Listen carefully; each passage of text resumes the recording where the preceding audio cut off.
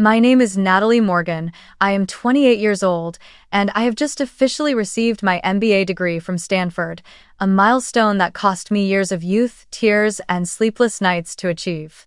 To celebrate this accomplishment, I organized a formal dinner at an upscale French restaurant in the heart of San Francisco.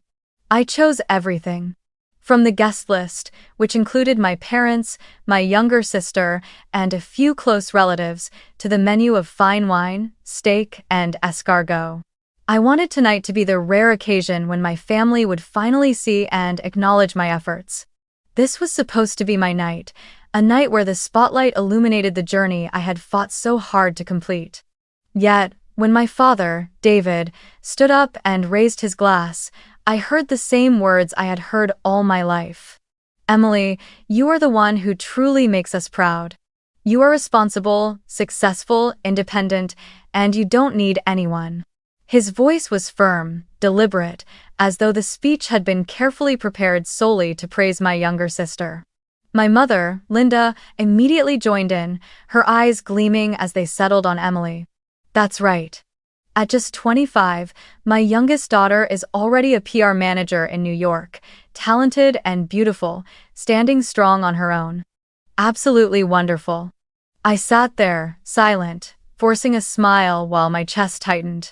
I had paid for every crisp white tablecloth, every bottle of rich red wine, yet somehow I had become the most invisible person at my own celebration. Emily, in her striking red dress, lifted her glass with a proud smile, declaring how happy she was not to depend on anyone. I heard every word clearly, and each one cut into me like a knife. For the past 2 years, I had been sending her $5,000 every month, funding the extravagant Manhattan lifestyle my parents never stopped praising. I set my glass down, took a deep breath, and looked straight at my sister. My voice was calm, but every word carried a coldness sharp enough to make the entire table stop breathing.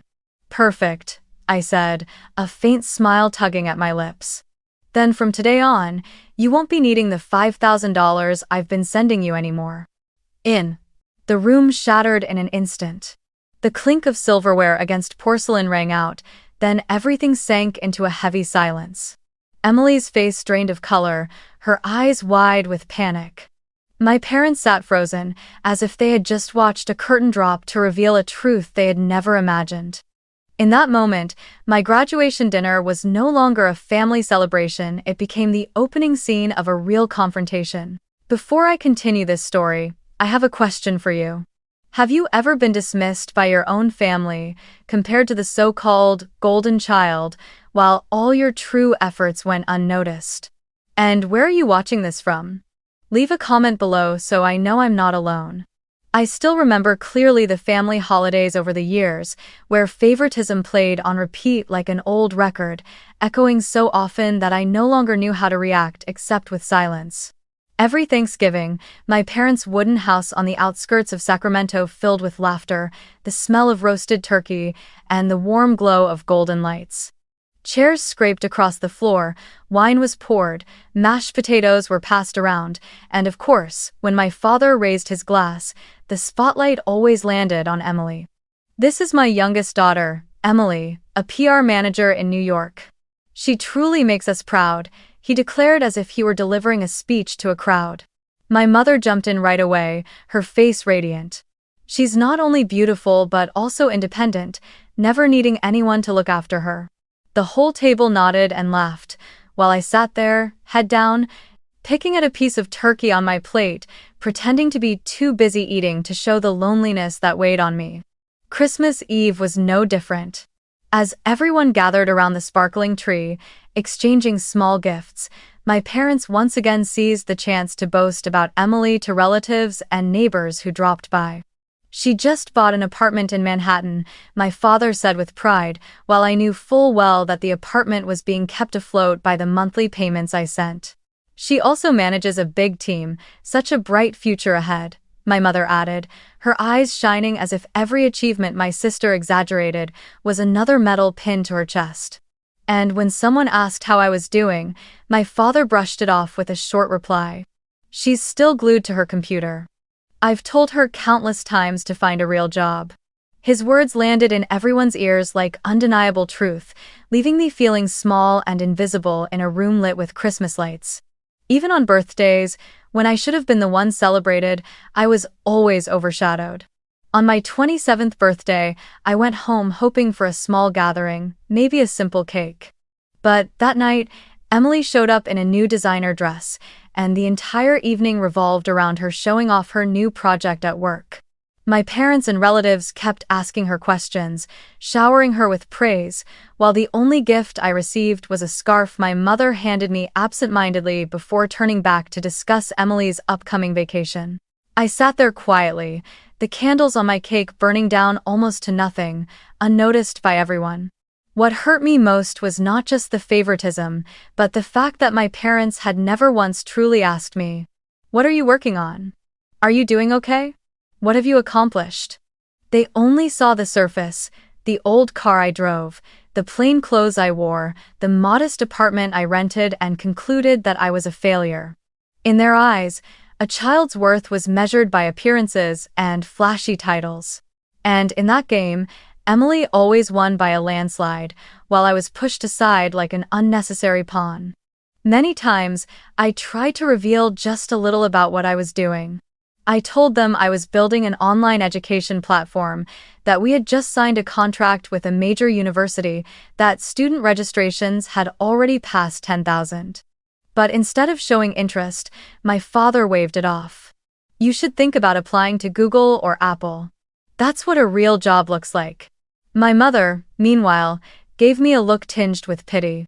"If you keep doing these little things, when will you ever be stable enough to think about starting a family?" Those words fell heavy, like stones, crushing every spark of effort inside me. I learned to swallow them down, hiding them deep in my chest, a place already crowded with invisible wounds. And so, year after year, from family dinners to holiday gatherings, I lived in Emily's shadow. My sister gradually became the symbol my parents paraded around to brag about, while I became the cautionary tale, the example of a so-called wayward child. The pain didn't come from one single event, but from the accumulation of hundreds of small moments, repeated over and over, pressing down on me like layers of dust settling thick on a bookshelf. To someone who only judged by appearances, I might have seemed like nothing more than an ordinary woman, with nothing remarkable to show. I didn't wear designer dresses, I didn't carry Louis Vuitton or Chanel bags, I didn't drive an expensive sports car. Every morning, I got into my old Honda Civic, driving from my rented two-bedroom apartment in Palo Alto to the small office I had built with 3 co-founders. That apartment was far from luxurious. Faded beige walls, a few plants I tried to care for but always seemed to wither, and a simple desk where I spread out my papers and laptop, working late into the night. If my parents were to step inside, they would shake their heads, taking it as proof of the failure they had always labeled me with. But the truth was something entirely different. 4 years ago, while my classmates rushed to secure positions at major financial firms or prestigious tech companies, I chose a different path. To build something of my own. I saw a gap in online education. Millions of international students wanted access to quality learning materials but were blocked by cost, language, and lack of connection. I founded EduBridge, an edtech platform designed to connect students worldwide with courses from American and European universities. From the start, my family dismissed the idea without hesitation. My father sneered that I was just sitting at a computer, chasing silly dreams, while my mother worried I wouldn't even have enough money to cover basic living expenses. But I clenched my teeth and endured. I believed in my vision, and I was willing to pay the price for it. The first 2 years were hell. I took on debt, survived on instant noodles, and sometimes slept on the office couch. But brick by brick, something started to take shape. We signed contracts with universities willing to pilot online programs, and then we attracted our first groups of students from India, Nigeria, and Brazil. The numbers grew slowly at first, then faster. Last year, EduBridge reached $2.5 million in revenue, with over $1 million in net profit. I remember the night I received the financial report. I broke down in tears alone in the office. Not because of the money, but because I had finally proven that the path I chose, no matter how filled with doubt, was the right one. Out there, partners called me one of the most promising young entrepreneurs in edtech. I was invited to speak at an education conference in Chicago, and Forbes published an interview about my work.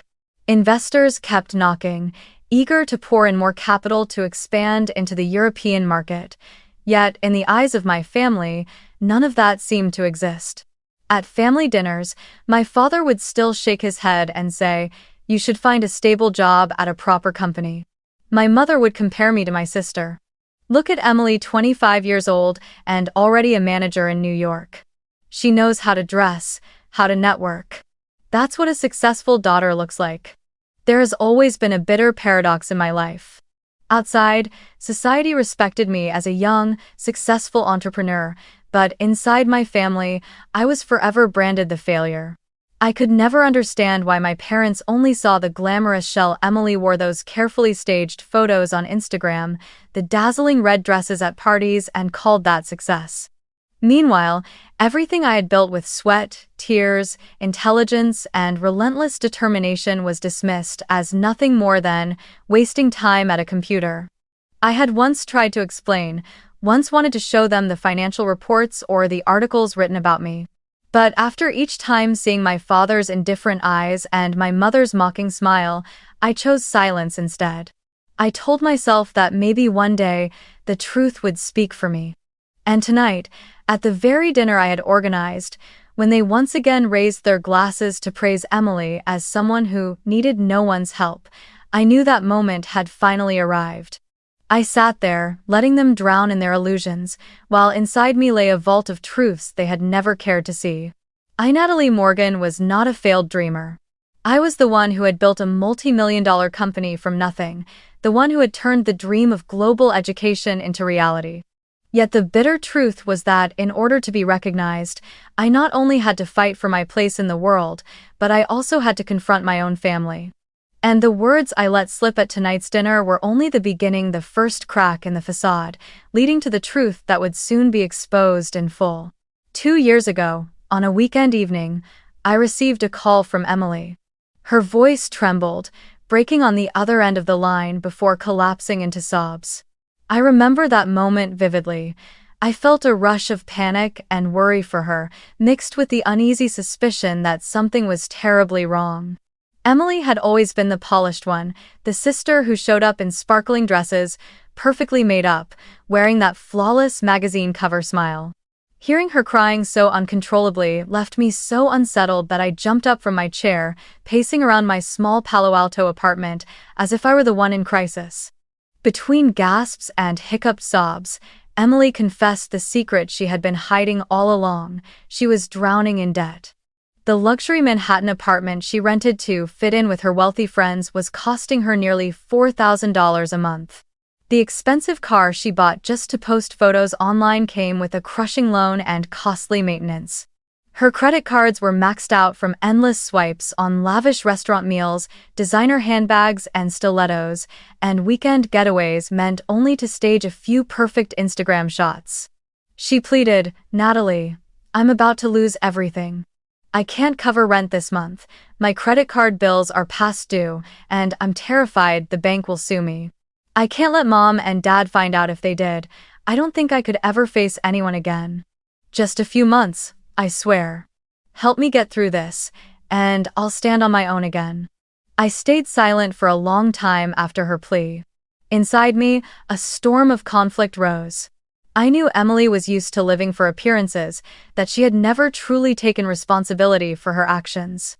But I also remembered the younger years, how she cried in my arms when classmates bullied her, how I carried her on my back through the rain so we wouldn't be late for school. I had always seen myself as the older sister responsible for protecting her. And in that moment, that protective instinct won over reason. I agreed. From that month on, I set up an automatic transfer. $5,000 each month from my company account straight into my sister's personal account. I told myself it was an emergency lifeline, a rope to keep her from falling off the edge. I believed it would only take a few months before Emily adjusted her lifestyle, cut down her spending, moved into a more affordable apartment, sold off some designer items to pay her debts, and slowly regained her balance. But the truth turned out to be the exact opposite. Instead of learning to live within her means, Emily treated the money I sent as a life raft to keep her floating in her glamorous world. She kept the Manhattan apartment, even upgrading it with more luxurious furniture. She continued showing up at cocktail parties, still posting rooftop brunch photos with captions full of confidence. Work hard, play hard because I deserve it. Others do. And so, my family, especially my parents, became even more convinced that Emily was the successful and independent daughter. They saw her dressed in designer clothes, living in a fancy apartment, driving an expensive car, surrounded by friends from big-name companies, and every gathering turned into a celebration of her supposed achievements. Meanwhile, I, the one actually funding all that glamour, was pushed aside, dismissed as the child with nothing to her name.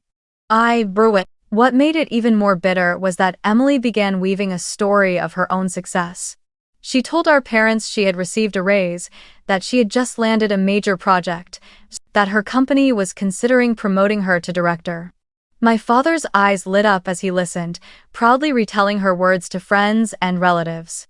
He never once questioned it, never once asked what I was doing. To him, only the image Emily displayed was worth believing. There were moments when I wanted to stop, moments when I wanted to speak the truth. But every time I saw Emily pleading, just a few more months, if I fall apart now, I'll lose everything, I softened again. I kept letting those $5,000 flow out of my account, steady as clockwork. I told myself it was the duty of an older sister. What I didn't realize was that my compassion had turned me into the very enabler of an illusion that stretched on for 2 whole years. While out there, I was struggling every single day to grow my company, wearing simple clothes, driving an old car so I could reinvest every dollar back into the business. Emily was living a life of luxury entirely funded by me. She became the golden child in my parents' eyes, the living proof of responsibility and independence, while I was pushed aside, labeled as the failure. Tonight, as I listened to my father raise his glass and repeat those hollow praises once again, I knew the time had come for the truth to be revealed. And the words I let slip at the dinner table. Perfect. Then from today on, you won't be needing the $5,000 I've been sending you anymore. Marked the end of 2 years of endurance, of silently fueling a false image for which I had never been acknowledged. The air in the room instantly grew heavy after my words. Every gaze turned toward me, filled with surprise, confusion, and even a hint of anger. Emily's face went pale, the fork in her hand trembling against the edge of her plate with a faint clink. She leaned toward me, whispering in a panicked voice, "You can't say this here, please, Natalie." But I no longer had the patience to cover for her. 2 years of silence, 2 years of being dismissed, 2 years of carrying the weight of this false image was more than enough. My father, David, slammed his wine glass down on the table, red liquid spilling across the white linen. His voice thundered, each word sharpened with rage. "What is this about? What did you just say, Natalie?" My mother, Linda, sat frozen, her eyes darting from me to Emily and back again, as if unable to believe what she had just heard. I drew in a deep breath, lifted my chin, and looked straight at my parents and the relatives around the table. My voice was calm, but every word rang out like a shattering bell. For the past 2 years, I've been sending Emily $5,000 a month. That's $120,000 in total. All of it has gone to maintain the lifestyle you've praised so endlessly, the luxury apartment, the car, the designer clothes, every bit of it. As my last word fell, the room sank into suffocating silence. A relative across the table dropped her fork, her eyes wide with shock. Emily broke down in tears, mascara running, black streaks cutting through the thick makeup on her cheeks. I'm sorry," she stammered. "I'm only a mid-level manager. I make $55,000 a year. I was never promoted like I said." My father stared at her, his face flushed, veins bulging across his forehead. "What?" he roared, his voice seething through clenched teeth. So all those times you boasted about new titles, about big bonuses, all of it was lies? Emily bowed her head, trembling, unable to lift her eyes to his. My father, David, slammed his wine glass down on the table, red liquid rippling and spilling across the white cloth. His voice rang out, each word sharp and heavy. What is this? What did you just say, Natalie? My mother, Linda, sat frozen, her eyes flicking from me to Emily and back again, unable to believe what she had just heard. I took a deep breath, lifted my head high, and looked directly at my parents and the relatives gathered around. My tone was steady, but every sentence struck like a bell breaking apart. For the past 2 years, I've been sending Emily $5,000 a month. That's $120,000 in total. All of it went to sustain the lifestyle you've endlessly praised: the luxury apartment, the car, the designer clothes. Every bit of it. I'd tell. The moment my words ended, the room plunged into suffocating silence. A relative across the table dropped her fork, her eyes wide with shock. Emily burst into tears, mascara smudging, dark streaks cutting through the heavy makeup on her cheeks. I'm sorry, she stammered. I'm only a mid-level manager. I make $55,000 a year. I was never promoted like I said. My father's face turned crimson, veins rising across his forehead. What? He roared, his voice hissing through clenched teeth. So, every time you boasted to me about new titles, about big bonuses, all of it was lies. Emily lowered her head, trembling, unable to lift her eyes to meet his. I sat there, calmly watching, a tide of mixed emotions rising inside me, both pain and relief. For 2 years, I had swallowed every injustice, listening to the hollow praises my parents showered on my sister, while I was the one silently paying the price. Tonight, at last, the truth had been dragged into the light.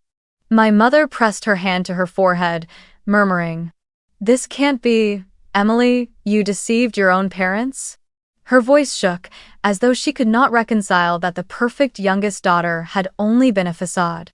Emily collapsed into her chair, covering her face with trembling hands, her sobs breaking in her throat. I didn't want to disappoint you. I was afraid that if I admitted I wasn't successful, you would look down on me, I thought. If I could just maintain the image long enough, then one day it would become real. I only needed more time. Her confession thickened the air, pressing down heavier with each word. My father turned toward me, his eyes filled with both shame and anger. And you, Natalie? Why did you stay silent for 2 years? Why didn't you tell us? I answered slowly, my voice firm and unshaken. Because I wanted to protect the family's dignity. I thought if Emily only needed a little support before she changed, then it was worth it. But she never stopped. And while you kept comparing me to Emily, I knew any explanation of mine would only be dismissed, so I stayed silent until tonight. My father sat in stunned silence, his hands clenched tightly on the white tablecloth, his eyes clouded as though he had just taken a crushing blow. The air in the room, already cold, grew so tense it felt as if it could be cut with a knife. I knew he was struggling to piece together the fragments of a story he had believed for years. Emily was the golden child, and I was nothing more than the failure glued to her computer. Look. I lifted my head, meeting his gaze, my voice steady but unyielding. If you want to know what I've been doing all this time, here's your answer. Last year, my company, EduBridge, generated $2.5 million in revenue. After expenses, our net profit was over $1 million. I built it from nothing, and now we're expanding into the European market. My words struck like lightning across a silent sky.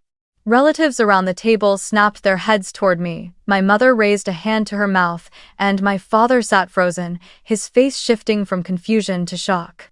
He repeated in a hoarse voice, $1 million in profit? I nodded, my eyes never leaving his. Yes.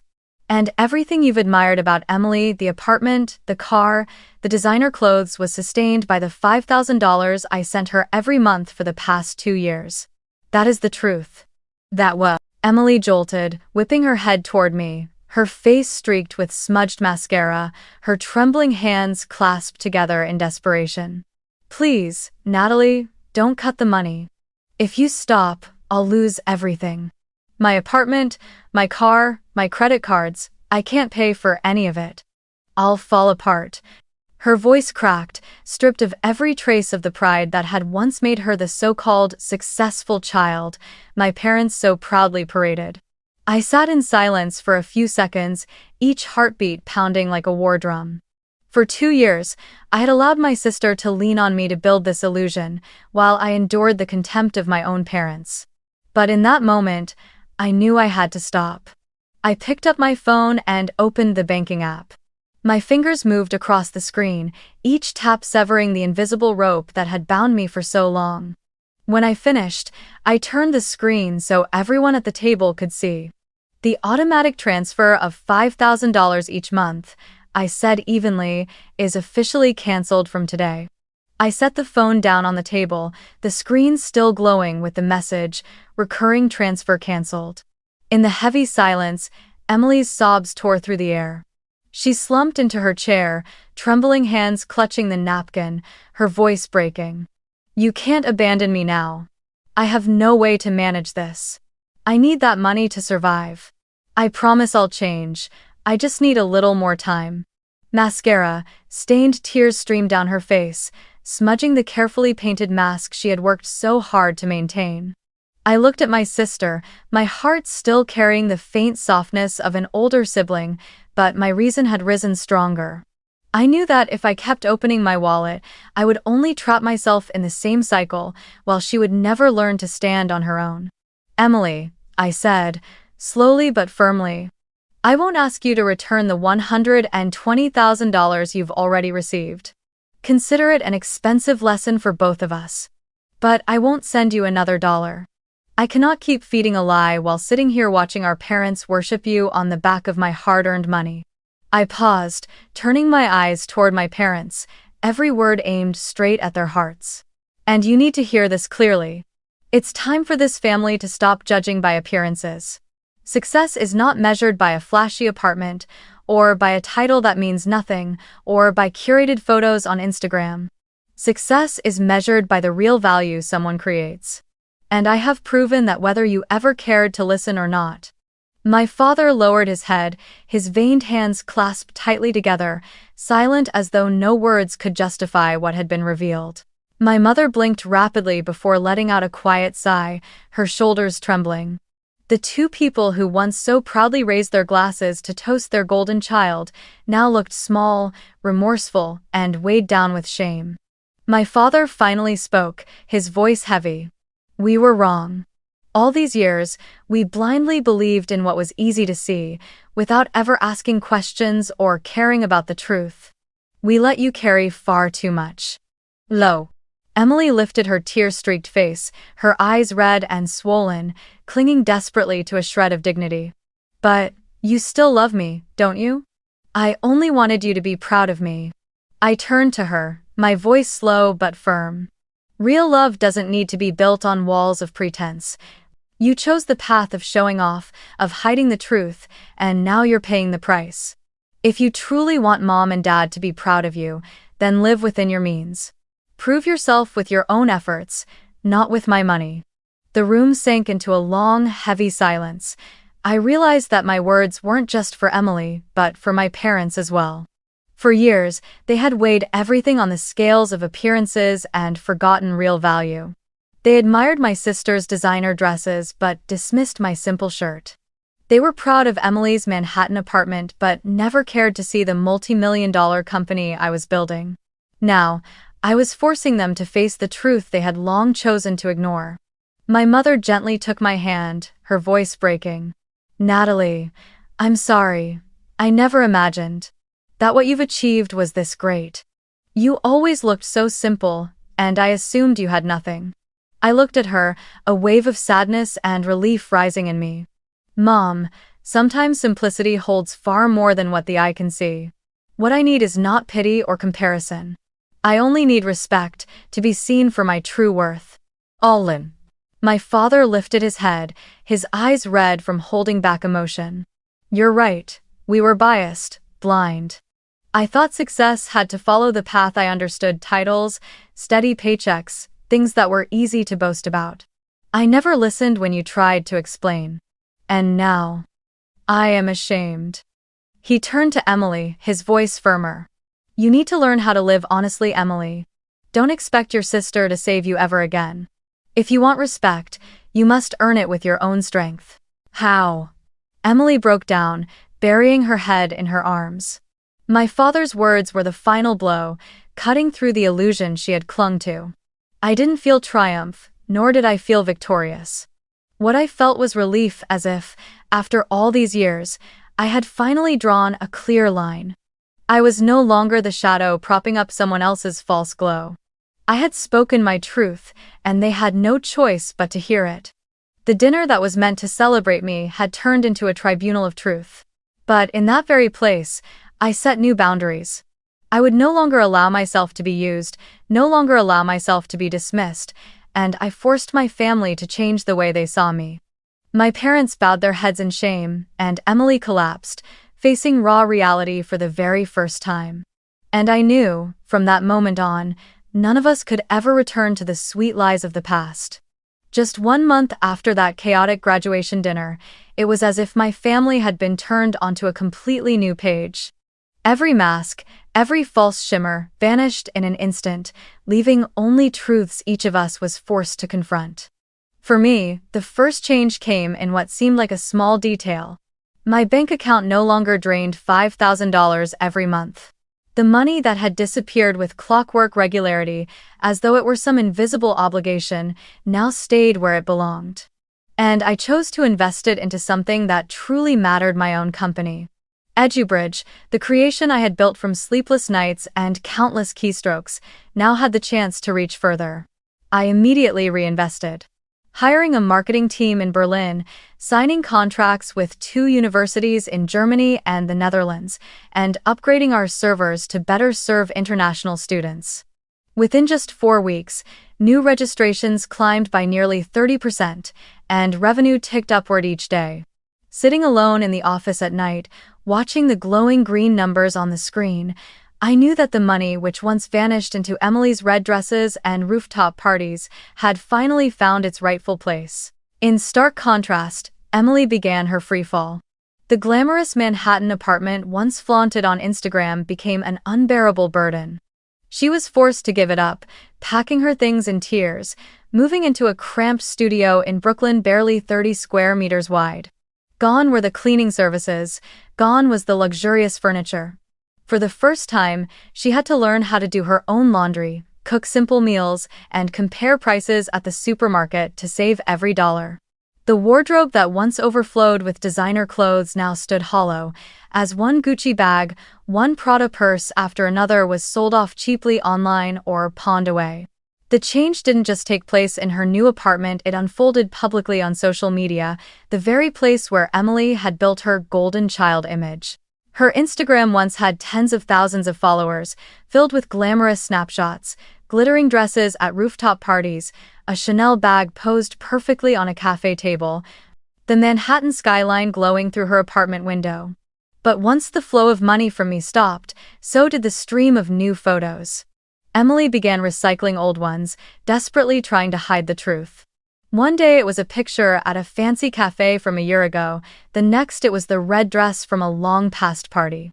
At first, her followers still liked the posts, but slowly, they began to notice the repetition. Comments started to appear. Emily, why haven't you shared about work lately? What happened to that district manager promotion you said was coming?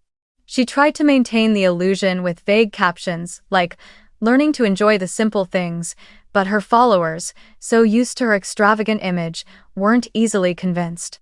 Likes dropped, some people unfollowed, and others called her out directly. Are you really a senior manager like you claimed? The pressure grew unbearable. I heard that one night she cried until her eyes were swollen after a former colleague publicly commented, "Our company doesn't even have the position you bragged about." The friends who once crowded around Emily at cocktail parties, eager to be photographed by her side, slowly disappeared. When they realized she could no longer split the bill, the dinner invitations at rooftop restaurants, and the weekend getaways vanished like soap bubbles. The image of a young woman sitting alone in a cramped apartment, staring at a silent phone, stood in stark contrast to the days when her calendar overflowed with events. It must have been a bitter pill to swallow. The breaking point came when Emily shut down her Instagram account altogether. One morning, I tried to visit her profile and found only the words, "This account is private." A few weeks later, it was gone completely, leaving tens of thousands of followers bewildered.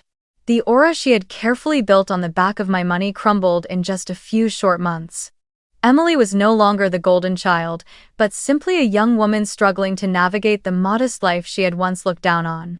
While Emily still stumbled through her new, simpler life, my father David was also forced to confront the truth he had avoided for far too long. After weeks of silence, he finally called me, his voice hesitant and awkward, stripped of the authority and judgment it once carried. "Natalie, could you tell me about your company? I really want to understand." For a moment, I froze. It was the first time in my life he had ever asked about my work without a trace of criticism. I began to tell him, plainly and without embellishment, about the early days of the startup with just 3 of us working out of a tiny rented room, about the first contracts we signed with shaking hands, about the times investors rejected us so harshly I cried alone afterward, and the tears of joy that came when revenue finally reached 6 figures. He listened quietly, sighing from time to time, and at one point murmured, "I never realized. Those late nights you spent at your computer weren't a waste after all." At the end, his voice came slow and heavy. "I was wrong. I saw you through the wrong lens." For the first time in years, I heard genuine respect in my father's voice. From then on, his calls were no longer filled with condescending advice, but with earnest questions. "How's your marketing strategy in Europe? Are you having trouble with staffing? Is there anything I can do to help?" I didn't need his help, but the fact that he wanted to listen, that he wanted to understand, was enough to ease something inside me. And then, at a family gathering in Sacramento, he stood up, looked around the room, and spoke clearly. "For years, I was wrong. I blindly praised Emily, while it is Natalie who has truly been successful and responsible." His words swept across the room like an unfamiliar wind. The eyes that once looked at me with pity now shifted to surprise, then curiosity, and finally, respect. I didn't need applause, nor did I crave belated praise. My father's acknowledgement alone was enough to begin healing the wounds I had carried for so long. My mother, Linda, changed as well. She had once been the woman who proudly flaunted Emily's dresses and handbags to the neighbors while dismissing my simple button-down shirts. But one day, she sat beside me, her hand trembling as it held mine, and whispered, "I'm sorry, I was shallow. I never looked at what you truly accomplished, I only cared about appearances. Now I see that you are my greatest pride." I sat in silence, stunned, because I had never imagined hearing those words from her. The years I had endured pushing forward while being dismissed finally reached a just conclusion. Emily's downfall didn't give me satisfaction. I didn't smile as I watched her sell off handbags or work overtime to pay debts. But I knew it was necessary. Only by shedding the facade could Emily learn the lessons of honesty and responsibility. And as for me, I no longer carried the burden of sustaining someone else's illusion. True success, I came to realize, doesn't need to be proven through flashy clothes, glittering titles, or carefully staged photos on social media. Success requires only one thing: time. Sooner or later, the truth will speak for itself, echoing louder than any lie. And in my case, that truth not only freed me from the shadow of being dismissed, but also forced my entire family to reevaluate what real value truly means, the value that had always been there, only hidden for far too long. I am Natalie Morgan, and if there is one final message I want to leave you with, the one listening to my story, it is this. Never allow your worth to be defined by appearances or by someone else's prejudice. Stay persistent in doing what is right, keep creating true value for this life. Because sometimes, the sweetest revenge is not in arguing or proving, but in letting the truth rise on its own louder, stronger, and undeniable. And when that moment comes, you won't need to say another word.